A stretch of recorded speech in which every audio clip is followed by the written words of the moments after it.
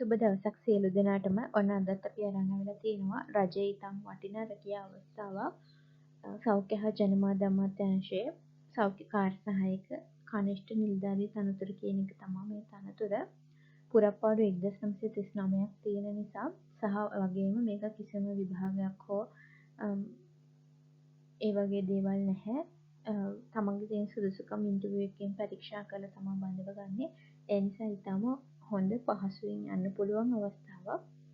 අයිඩම් පත්‍රය යොමු කිරීමේ අවසන් දිනය මම ඔයගලන්ට මතක් කරන්නම් 2026 පළවෙනි මාසේ 12 වෙනිදා තමයි අවසන් දිනය තියෙන්නේ. තව දවස් කිහිපයක් තියෙනවා. ඉක්මනින් ඔයගලන් අයිඩම් කරන්න කියලා මතක් කරනවා. අපි බලමු මුලින් මොනවාද මේ රැකියාව විස්තර කියලා. සෞඛ්‍ය හා ජනමාධ්‍ය අමාත්‍යාංශයේ යටතේ තනතුර තමයි සෞඛ්‍ය කාර්ය සහායක කනිෂ්ඨ කියන තනතුර. සේවා ගණය ප්‍රාථමික ශිල්පීය නොවන සේවා ගණය. වැටුප් පරිමාණය 2026 ආරම්භක වැටුප වෙන්නේ 38863ක්. ඒ වගේම 61880 මට්ටමට එනකම් මේ රැකියාව මේ තනතුරේම ඔයගලන්ට ඉගෙනට යනවා නම් ගන්න පුළුවන්. අධ්‍යාපන සුදුසුකම් විදියට මේගොල්ලන් ඉල්ලලා තියෙන්නේ සාමාන්‍ය පෙළ විභාගයේ සම්මාන සාමාර්ථ දෙකක් සමග විෂයන් මොනවා හරි 6ක් සමත් වෙලා තියෙන්න ඕනි කියලා තියෙනවා. මොන විෂයන්ද කියලා ඒගොල්ලන් සඳහන් කරලා නැති නිසා ඕගලන්ට පුළුවන් ඕනම විෂයන් දෙකකට C2ක් තියෙනවා නම් මේකට ඇප්ලයි කරන්න. ඒ වගේම මේක වාර දෙකකදී වුණත් සම්පූර්ණ කරලා තිබුණාට කමක් නැහැ කියලා තියෙනවා. එහෙම නැත්නම් සාමාන්‍ය පෙළ විභාගයේ ඕගලන්ට නැත්නම් මේ කියන සුදුසුකම් මේ ශේෂ්ත්‍රයට අදාළව NVQ 3 මට්ටමේ හෝ ඊට ඉහළ මොකක් හරි සුදුසුකමක් ලැබලා තියෙනවා නම් ඒකත් මේකේ අධ්‍යාපන සුදුසුකම් විදියට ඕගලන්ට ඉදිරිපත් කරන්න පුළුවන්. මේ ඉදිරිපත් කරනකොට මේ ලබාගත් සහතිකවල මුල් පිටපත් ඉදිරිපත් කරන්න ඕනේ කියලා තියෙනවා. ඒ වගේම කායික සුදුසුකම් ශාරීරික මානසිකව දිවයින ඕනෑම ප්‍රදේශයක සේවය කරන්න සුදුසු මට්ටමක තියෙන්න ඕනේ. වයස අවුරුදු 18ත් 45ටත් අතර වෙන්න ඕනේ. බඳවා ගන්න ක්‍රමය තමයි සම්මුඛ පරීක්ෂණයක් මගින්. මේ සම්මුඛ පරීක්ෂණයේදී ප්‍රධාන කාරණා තුනක් යටතේ ඕගලන්ට ලකුණු 100ක ප්‍රමාණයක් ලබා දෙනවා. එයට අධ්‍යාපන සුදුසුකම් වලට ලකුණු 40කුත්, පළපුරුද්දට ලකුණු 55කුත්, සම්මුඛ පරීක්ෂණයේදී දක්වන කුසලතාවයට ලකුණු 5කුත් කියලා ඕගලන්ට මේ ලකුණු 100 ලැබෙනවා.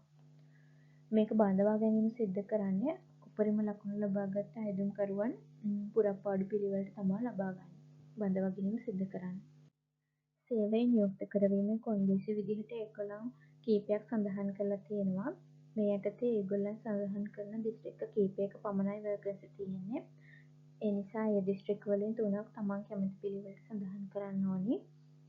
මේ ඕගොල්ලන් සඳහන් කරන දිස්ත්‍රික්කයක ඕගොල්ලන්ට රැකියාව ලැබුණම ඒ දිස්ත්‍රික්කයේ අනිවාර්යෙන් අවුරුදු 5ක් සේවය කරන්න ඕනි. ඒ කාලය තුළදී ස්ථාන මාරු වීම ගැන සලකා බලන්නේ නැහැ.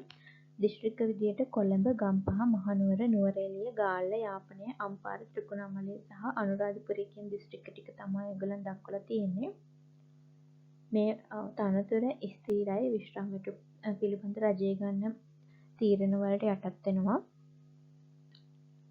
පරිවාස කාලයක් තියෙනවා අවුරුදු 3ක. මේ අවුරුදු 3 ඇතුළත කාර්යක්ෂමතා විභාග, කඩින් විභාග ඔයගොල්ලන් සමත් වෙන්න ඕනේ.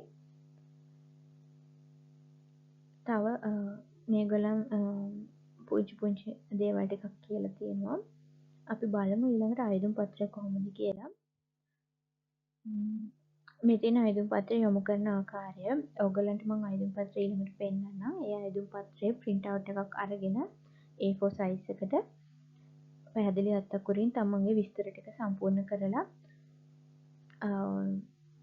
ඕගොල්ලන් ඒ අයදුම් පත්‍රයේ යොමු කරන කවරේ වම්පස සෞඛ්‍ය හා ජනමාධ්‍ය අමාත්‍යාංශය ප්‍රාථමික ශිල්පීය නොවන සේවා ගණයේ සෞඛ්‍ය කාර්ය සහායක කනිෂ්ඨ තනතුර සඳහා බඳවා ගැනීම 2025 කියලා සඳහන් කරලා මෙන්න මේ අධ්‍යක්ෂ පාලන 4 ශාඛාව සෞඛ්‍ය හා ජනමාධ්‍ය අමාත්‍යාංශයේ සුසිරිපාය අංක 385 පූජ්‍ය බද්දේගම විමල වංශ හිමි මාවත කොළඹ 10 කියන ලිපිනයට ලියාපදිංචි පැලෙන් යවන්න ඕනේ 2026 පළවෙනි මාසේ 12 වෙනිදාට කලින්. ඊළඟට මම ඔයගලන්ට පෙන්නන්නම් අයදුම් පත්‍රය. මේක තමයි ඔයගලන්ගේ අයදුම් පත්‍රය. මේක බොහොම සරල විස්තර ටිකක් තමයි අහලා තියෙන්නේ. ඒ ටික මේ සඳහන් කරලා තියෙන විදිහට පුරවන්න ඕනේ. ඇතැම් ස්ථානවල සිංහලෙන් ලියන්න කියලා තියෙනවා. තවත් තැන්වල ඉංග්‍රීසි කැපිටල් අකුරෙන් ලියන්න කියලා තියෙනවා. ඒක හරියට බලලා ඉවර වෙලා ඕගොල්ලන් මේක සම්පූර්ණ කරන්න. මොකක් හරි අයදුම් පත්‍රය සම්පූර්ණ කරද්දී හෝ වෙන යම් හෝ ගැටලුවක් තිබුණොත් අනිවාර්යයෙන්ම කමෙන්ට් එකක් දාලා තියන්න. මම ඔයගලන්ට රිප්ලයි එකක් දානවා.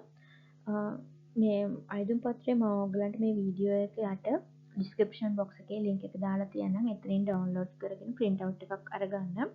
එහෙම නැත්නම් එහෙම ගන්න අමාරු කෙනෙකුට පුළුවන් මේක අතින් ලියලා වුණත් කරන්න. නමුත් මේකේ තියෙන පිළිවෙල එහා මෙහා කරන්න එපා. සාමාන්‍යයෙන් පළවෙනි පිටුවට එන්න ඕන ටික අනිවාර්යයෙන් පළවෙනි පිටුවට එන විදිහට ලියන්න ඕනේ. අතින් ලියනකොට සාමාන්‍යයෙන් ඒ අත් අකුරු ටිකක් ලොකු වෙන නිසා මේ වෙනත් පිටුවලට යන්න පුළුවන් පිළිවෙල. ඒක නිසා මම වඩාත්ම සුදුසුයි කියලා කියන්නේ මේක print out එකක් අරන් අතින් පුරවන එක. ඒ විදිහට කරන්න. මම ඔයගලන්ට ආයෙත් වතාවක් ලිපිනේ පෙන්නන්නම්. මේක තමයි ලිපිනය. 2026 1/12ට කලින් ඔයගලන්ගේ ඇප්ලිකේෂන් එක යොමු කරන්න. ඒ වගේම අදට මම ඔයගලන්ගෙන් සමුගන්නවා. ආයෙත් ඔයගලන්ට රාජ්‍ය හෝ පෞද්ගලික අංශයේ රැකියා අවස්ථාවක් ගැන විස්තර අරගෙන එමු බලාපොරොත්තු වෙමි. සුබ දවසක්.